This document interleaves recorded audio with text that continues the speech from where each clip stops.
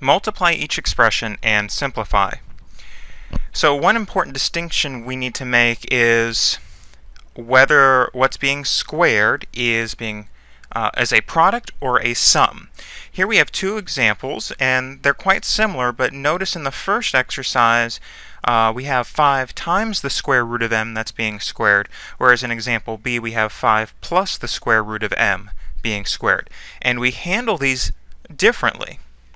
Now in the first exercise, 5 times the square root of m squared, we can of course rewrite that as 5 times the square root of m multiplied by 5 times the square root of m. So now what that means, since this is all multiplications, right? There's implied multiplications here. We can rearrange and regroup however we want. And so I would rearrange this as 5 times 5 times the square root of m times the square root of m. Now 5 times 5 is 25, and the square root of m times the square root of m is m. So we have 5 times the square root of m squared is 25m. Now let's contrast that with the second exercise. We have 5 plus the square root of m being squared, and I can start off by rewriting it as 5 plus the square root of m multiplied by 5 plus the square root of m.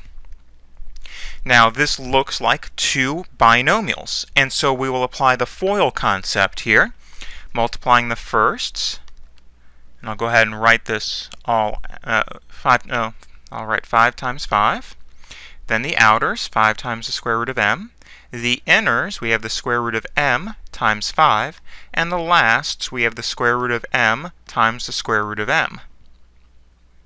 Simplifying gives us 25, and we have 5 square root of m, and the square root of m times 5 is again 5 times the square root of m, and the last square root of m times the square root of m is m.